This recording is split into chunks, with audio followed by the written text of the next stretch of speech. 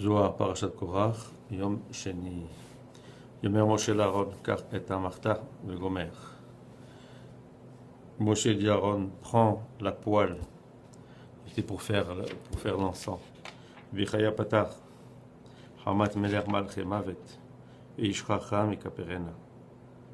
Vichaya dit, il est écrit dans Michelet, il dit la colère de Hachem amène des mauvaises choses, plutôt la colère du roi amène des mauvaises choses, et l'homme intelligent sait comment dévier ça. Comment est-ce qu'il est important à l'homme de faire attention à ses péchés et qu'il fasse teshuva et qu'il soit prudent dans ce qu'il fait pour ne pas qu'il pêche encore.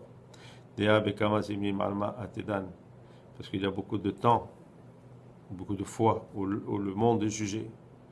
Et si la majorité est coupable, alors donc la balance penche vers la culpabilité ou vers le péché.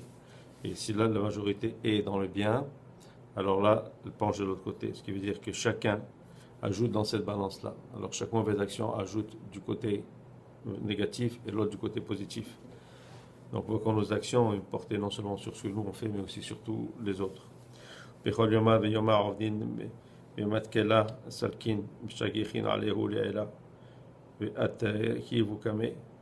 chaque jour, tous les actes que nous faisons montent selon leur valeur. Hein? Et ils sont écrits. Et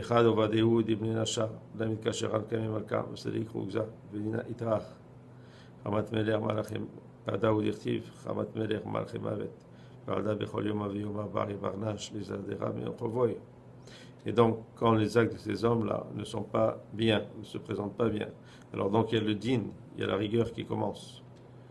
Et c'est pour ça encore qu'il faut faire bien attention à tous les péchés qu'on pourrait commettre.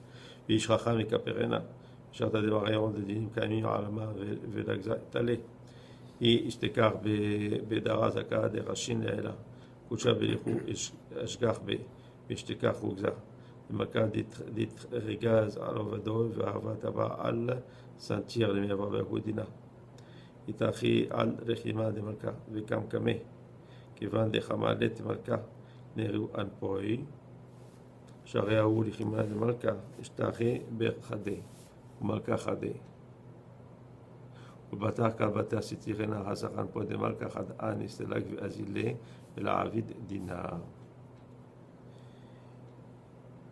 dit donc, quand les accusateurs sont là pour accuser et qu'il y a la colère, s'il se trouve dans cette génération un tzaddik, Hachem le regarde. En vérité, quand on parle d'un tzaddik, on parle du tzaddik, mais des hommes justes. Il regarde ces hommes justes. Hein? Et sa colère peut s'amenuiser. Il dit c'est comme un roi qui était très fâché envers ses sujets et qui a décidé de les punir. Mais tout d'un coup, son bon ami rentre visiter le roi. Et il commence à discuter. Et en discutant, le roi se calme. Et quand il se calme, il ne veut plus exercer de jugement, si on veut, sur ces sujets. Et quand vient le policier pour lui dire « Ok, je suis prêt », il lui dit « Bon, c'est pas la peine ». Il s'est calmé. Pourquoi? À cause de cet ami-là qui a calmé sa colère. Il dit « C'est donc la même chose. Quand Hachem doit exercer la rigueur, quand un tzaddik ou des hommes justes viennent et montrent leurs bonnes actions, eh bien ça pèse cette colère-là. ודינהו לחימה באי למלכה על עבודו יום מקפר להו בגינקאי ואיש חכם מקפרנה וככה כת חמה משה דרוגזה הבטלה מיד דיומר משה לאחרון בגין דאיהו שוב שינה דמתכוניתה וכתורת לא סלקה אלא בידוי דיהו אז גש שלמה ועלמה וכאשר כשחה דמנותה כתורת לה וכמוה חדבתה דאלה ותתה שורה דמנותה סליקו דוגזה עדאו דכתיב שמן וכתורת ישמח לב ואיש חכם מקפרנה. Il dit la même chose. C'est pour ça que quand il y avait la colère, Hachem, Moshe a dit tout de suite à Aaron, viens et va prendre la poêle. Bien sûr, il devait mettre l'encens, la kétoret, pour calmer la colère de Hachem. Il dit, on sait que Aaron, on appelle ce qu'on appelle le Shoshevin chez la Malka. C'est comme le garçon d'honneur de la reine, de la Shekhinah. Et on sait que la Kétoret ne peut être que présentée que par le Kohen. Parce que le Kétoret, lui, peut faire que l'effet de cette Kétoret qui monte en haut apaise cette colère-là. Et on sait que le Kohen aussi amène le shalom dans le monde.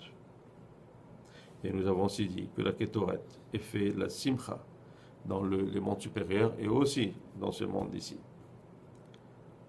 Quand c'est écrit, le Kétoret Ismarlev, que l'huile et la Kétoret réjouissent le cœur de l'homme.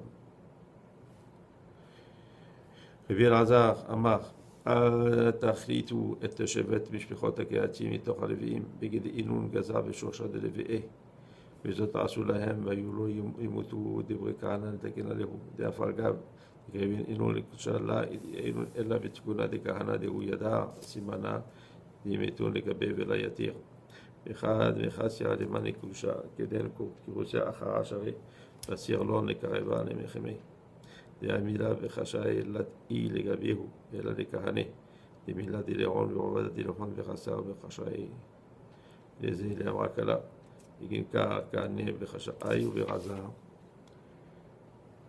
ועדה אסירלון חמרה לחמלה לארמה קלה ולגדה לחזין דהיהו בגנקה לבאי סתמרו לארמה קלה דעה בדינה דחת דינה דקדיה הוא לפרסמה אלא גמי קולה אבל כהנה כל מילו דלרזה וחשבי אלוהות ברגיה. Et donc Rabbi Hazar, Amen, il ne repoussait pas la tribu de la famille des Kéhati, qui était parmi les Lévim. Il dit c'est ça que vous ferez pour ne pas que vous mourrez. Enfin, quand il parle de ça au Kohanim, comment est-ce qu'il devait se présenter sans avoir bu de boissons alcooliques, etc. Il dit donc, le Kohen devait se préparer.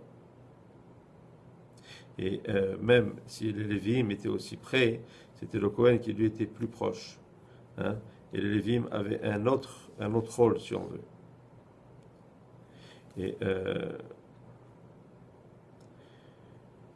Et aussi le Kohen devait faire son service avec silence. Pourquoi? Parce que dans le silence veut aussi dire le secret. Donc il devait plutôt se concentrer et avoir la kavana, les bonnes intentions.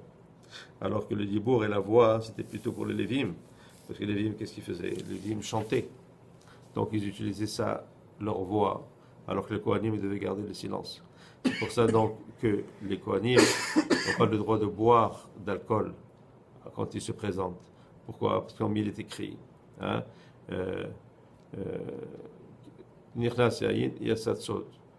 Quand le vin rentre, le secret sort. En quelques mots, quand on boit, alors là on veut plus parler, on a beaucoup de choses à dire. Et alors que ça, le Kohen ne devait pas parler, c'était plutôt le rôle du Kohen.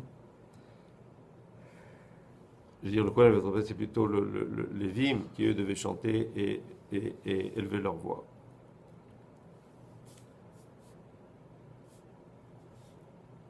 Et donc, on voit qu'il y avait deux rôles différents.